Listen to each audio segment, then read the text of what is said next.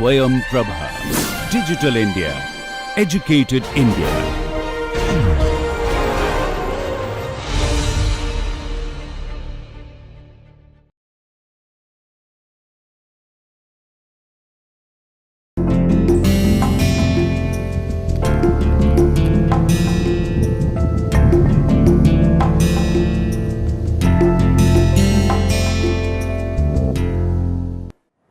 Welcome back.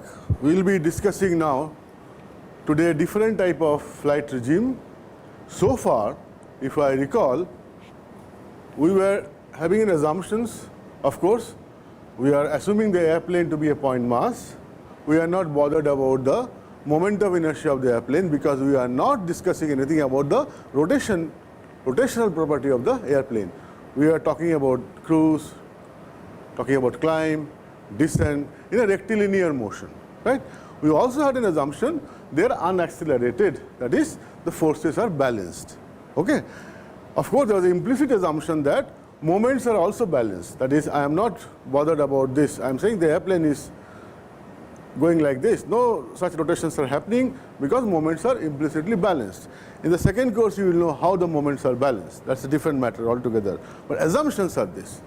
Right. Now we are going to relax one of this condition, and that is we still believe that we will be following point mass. However, this time we will say it is accelerated flight. This assumption that rectilinear motion unaccelerated, that is relaxed. So we will be terming this session under the title accelerated flight. You know, whenever we think of an airplane, the young man will always think, oh, airplane, I should do this, I should be able to do this, turn, I should do roll like this. Like when you buy a motorcycle, you never think of only going duck, duck, duck, duck like this. You think of, I should be able to take a sharp turn, I should be able to accelerate very fast, and that is what is the signature of a youth. And in aerospace, the adventure will always remain as long as aerospace remains growing. Okay, so this part of youth, part of that adventure is an integral requirement to be a good aerospace engineer. So now we will be talking about accelerated flight. Okay, let us first discuss about pull-up. What is typically a pull-up? Assuming I am going like this. Say, for your clarity, I am going like this, lift equal to weight, thrust equal to drag, and I suddenly increase the lift. So what will happen? If I increase the lift, that is, lift is more than the weight, what will happen? See, please recall, we have agreed that lift is perpendicular to velocity. That is how we have defined lift. Okay? So now from here you think, if a body is moving in this direction and you are pulling it by a string, it's a tension, what happens? It goes into a curved path, right? And this force is perpendicular to velocity. This reminds you about centripetal acceleration. Am I correct? So we will be using that understanding to model a pull-up maneuver. So let me draw.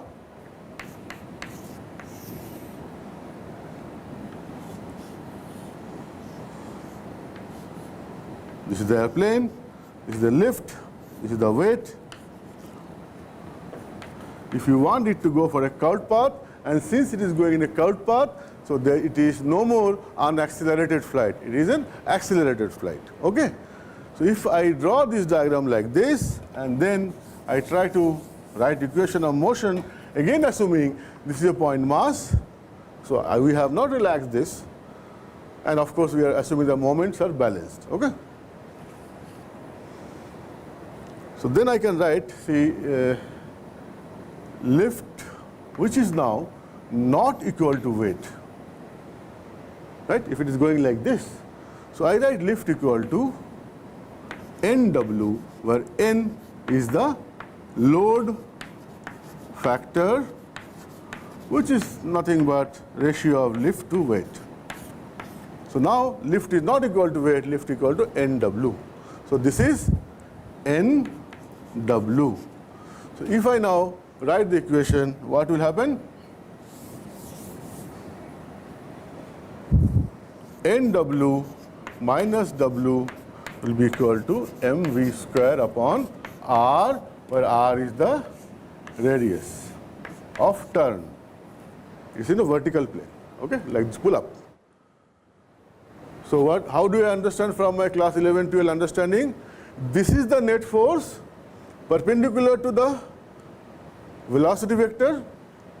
More importantly, NW is perpendicular to the velocity vector. And if I see this diagram, see this force which is responsible for giving the centripetal acceleration. Okay? And now if I do little manipulation, I can write n minus 1 W is equal to m v square upon r, or I can write r equal to v square by g n minus 1. This is the radius. And if I want to know what is the angular rate, omega, you know omega r equal to v, or omega equal to v by r. If I use the relationship, then I can write omega is equal to g by v n minus 1. Let me check. R equal to v square by g n minus 1 and omega equal to g by v n minus 1. What is the message you are getting out of this? Yes. Let us come back here. If you want r to be minimum, I want to turn like this, r minimum. How can I achieve r minimum? R you can achieve minimum if for a given v and given value of g, if n is maximum. What is the meaning of n is maximum? That is, you have a high load factor. How do you get a high load factor? You should have a very effective wing loading, very effective lift distribution on the wing. So all these things will get coupled when I think in terms of R minimum. R minimum is N maximum. Right? Similarly, you could see for a larger angular rate, again for a given V, N has to be large, which is, by physics, it is fantastic, because unless you have the lift, who will do the pull-up? It's the lift only. Same time, you could see that R is also dependent on V, omega is also inversely dependent on V. This is also an observation you must have. There is another maneuver called pull-down maneuver.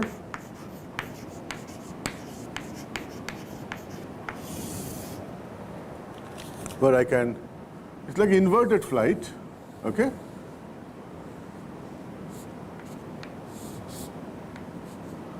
Here the lift acts downward and also the weight is acting and it is going in a circle in a vertical plane.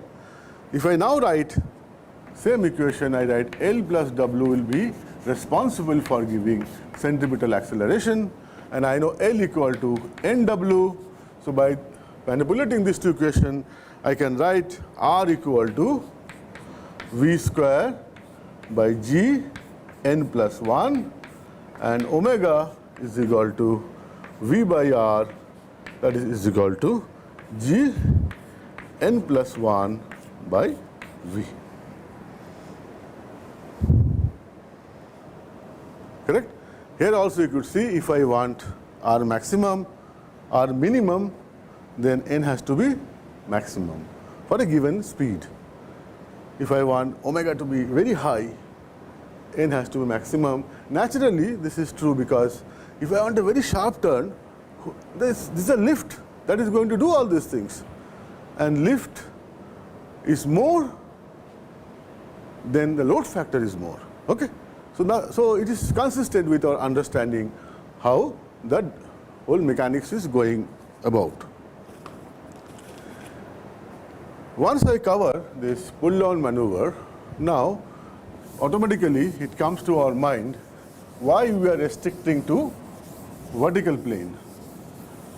Rigorously used maneuver, or the maneuver is the turning flight, right? You turn like this. Now think of, if this is the airplane is flying like this, and it wants to turn in a horizontal circle. That means I need to have a force which should be towards the center of the circle. So where from I get this force? If the wing is like this, I don't get, because lift is like this. But if I bang this airplane, then the lift is now inclined. And one of the component, horizontal component, this will be responsible for giving me a circle in the horizontal plane. I repeat, if I am flying like this is the lift. If I want to take a circular turn in a horizontal plane, I need a force in this direction. So what I do, I bang the airplane. The moment I bang, this horizontal component will be responsible to give a force in this direction, and because of that I will be taking a circular turn, or we say turning flight. Okay? If this is understood, the modeling becomes simple. Let me draw it.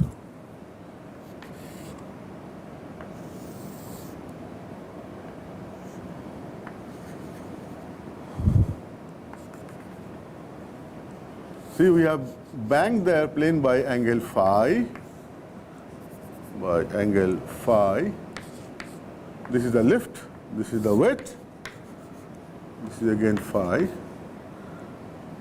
and this is, I call it Fr, that horizontal force which will be responsible for giving me a motion in the horizontal plane, a circular motion in the horizontal plane, a curved motion in the circular plane. So now from this force diagram I can write L cos phi equal to W, and Fr equal to under root of L square minus W square. From this triangle, you see, this is the lift, this is the Fr, this is the weight. So I can resolve the weight, one along this, so I can write this simple. Okay? Once I write that, now again I know lift equal to NW. It's the load factor. Right? So I can write Fr as under root NW square minus W square. So after doing some manipulation, I can write W under root N square minus 1 is equal to M V square upon R, because this Fr is only giving me the centripetal acceleration. So I will write this Fr equal to mv square upon r. What is this r? R is the radius of turn in the horizontal plane. That is, if I am turning like this, so what is the radius of turn? That is r. And what is this Fr? Fr is the horizontal component which gives me enough force so that I have requisite centripetal acceleration to ensure a horizontal turn. Now, if I write this,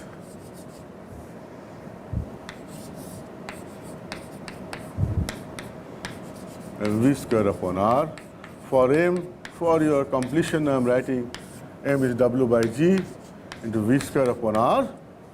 And now if I do little bit of adjustment, I can find out an expression for r as v square by g under root n square minus 1 and omega as g under root n square minus 1 by v.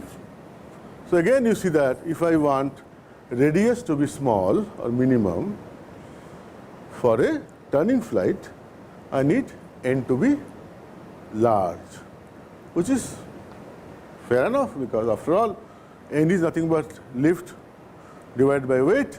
N large means lift is more than the weight, and lift is doing all this activity. So we are happy about it. Do not forget here, some component of weight is also coming in this case. The Fr, if you see, is L square minus W square.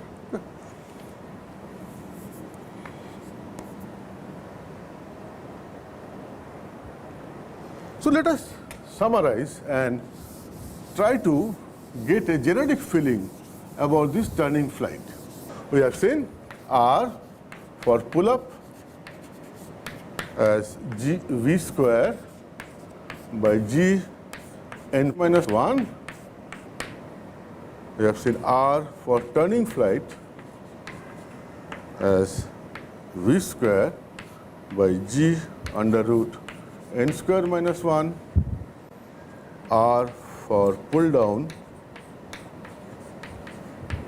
v square by g n plus 1. Now think of a situation. Let's say n is large. When you talk about accelerated flight, our aim is always to go higher n. Right? Otherwise, why do you want accelerated flight? A natural tendency, I should fly at a higher load factor. Okay. Suppose n is large, and we do an approximation, n plus 1 approximately equal to n minus 1 equal to n. Okay? Or I can, to be more precise, I can write n square minus 1. So this is an approximation that n is large. Okay? For example, if n is 6, then it is 1 is neglected compared to 6. Okay? Just to get an idea about some very important understanding for a designer, because all these things are from the mechanics. But the designer should translate this to its configuration of an airplane, which should be capable of generating requisite forces to achieve all these parameters, right? Performance parameters. So if I apply this approximation here, I get R pull up is equal to v square by gn. Again, R turn also I get as v square by gn, and R pull down also I get as v square by gn. So we have seen that if n is large, then I can express R as v square by gn, whether it is a pull up, pull down, or a turning flight. Okay. Similarly, you can show omega equal to g n by v. Now we want to extract some information for a designer. That is, the important question is, if I want to make an aircraft which is capable of generating radius of turn, let's say A1, some value, then I must ensure that the design layout is such. And design layout of what? Design layout of primarily wing, because wing is giving this force. So how do I connect one of the wing important properties like wing loading with this R or W, angular rate? That is our aim. And keep this in mind, R equal to v square by gn if n is large. What we are doing? First we are writing L is nothing but half rho v square SCL. From there I am getting the expression of v square. V square will be 2L by rho SCL. No issues. Now since R equal to v square by gn, I substitute v square by this expression. So what I will get? For v square I will get 2L rho SCL, and gn is here, g into n, where n is the load factor. What is n? It is a load factor, so n equal to L by W. So I will be replacing n by L by W in the next expression. You see, 2L rho SCL 1 by g. Instead of n, I am writing L by W. After that, I realize this L gets cancelled and W comes on the numerator. So I can simplify this expression as 2 by rho W by S 1 by CL into G. Or the final expression comes radius as 2 by rho 1 by CL to G by W by S. As I was telling you, after all, this force is coming because of wing, and all the important property of the wing in relation to lifting characteristics is wing loading. Because if wing loading is small, that means it has a large area, wing area. So now see here, our aim is to get R minimum And what does it say? If for R minimum, I must also ensure W by S minimum, keeping other thing constant. Or it also tells that if I want a particular R, what should be W by S? If I want a particular R, what should be W by S? Or if you want a particular angular rate, what will be W by S? Please also realize here, if I want larger angular rate, very fast turning, again it says the wing loading should be very, very low. That means larger wing area means more lift and very consistent. So it's a simple manipulation, rearrangement of whatever we have learned, and with some realistic approximation, how wonderful results we get, which are so useful for a designer. Clear? That is the purpose of this course.